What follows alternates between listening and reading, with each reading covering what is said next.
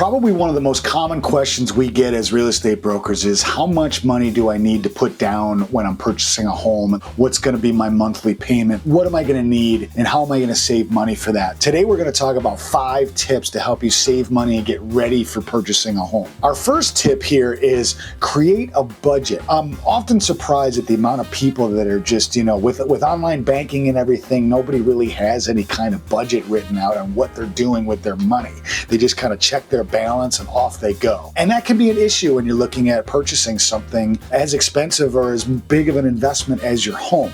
So I highly recommend sitting down and analyze what your monthly income is and what your expenses going out, and start to keep track of that. You don't have to be an accountant or a bookkeeper to do all that. You can create a simple spreadsheet. There's lots of programs out there just to simply understand what you have coming in and what's going out. Pretty simple, I understand. So then you can really start to focus in on what can you afford on a monthly basis, which is ultimately going to set you up with what price range of house you can purchase. Create some sort of budget. And it's also going to allow you to pick and choose what you can pull back on to start saving that money.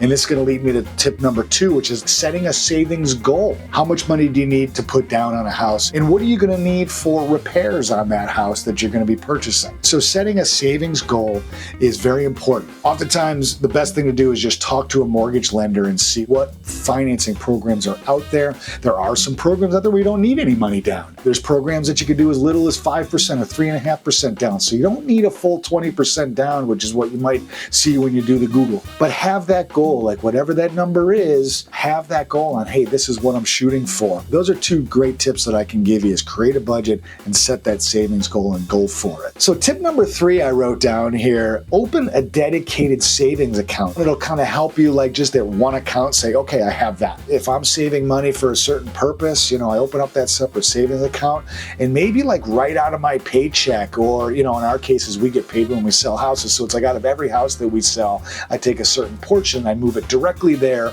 and then I just forget about it. You can even have your payroll company kind of put a certain amount of money each paycheck into a separate account for you.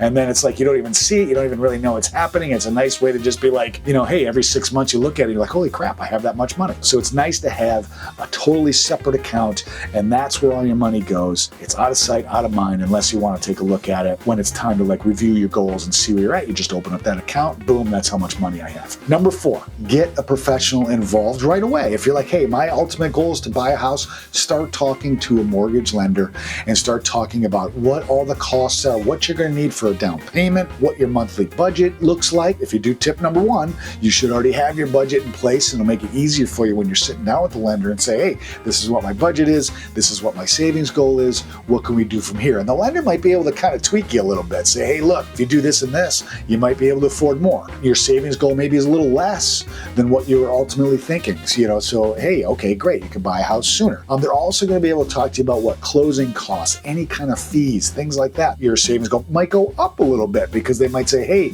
look, your closing costs are going to be, $8,000-$10,000. So okay, well, I got to save up that much more money.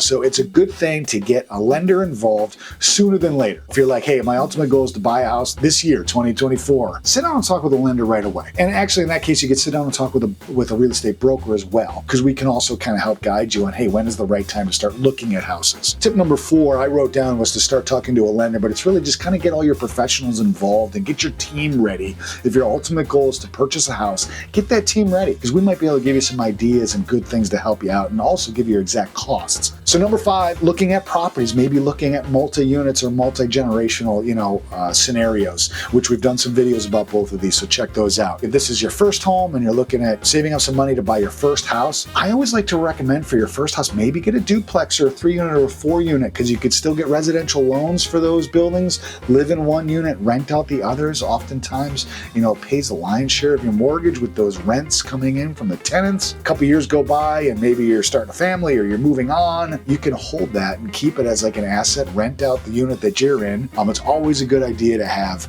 a multi-unit. And multi-generational, same thing. If you want some family members to move in, maybe help you with the mortgage. And again, it kind of comes back to tip number 4. Sit down with your team, with your professionals, and say, hey, what are the best options for me? And we can maybe throw some ideas in your head that maybe you haven't thought of, and make this whole process as easy as possible for you. So anyway, those are your 5 tips for saving money and getting ready to purchase a home. Hopefully you found it helpful. If you have anything else that you want to add, comment below. If you have any questions, comment below. We'd love to hear from you. And remember, if you make Maine your home, you don't have to do it alone. Please make sure that you subscribe to the channel and one of these buttons over here. You get a lot of great information about real estate, the state of Maine, cool things to do, all that kind of stuff. And of course, if you have any questions at any time, comment below or hit us up on all social media platforms, and we'd love to help you out. And we love talking about Maine and real estate in Maine.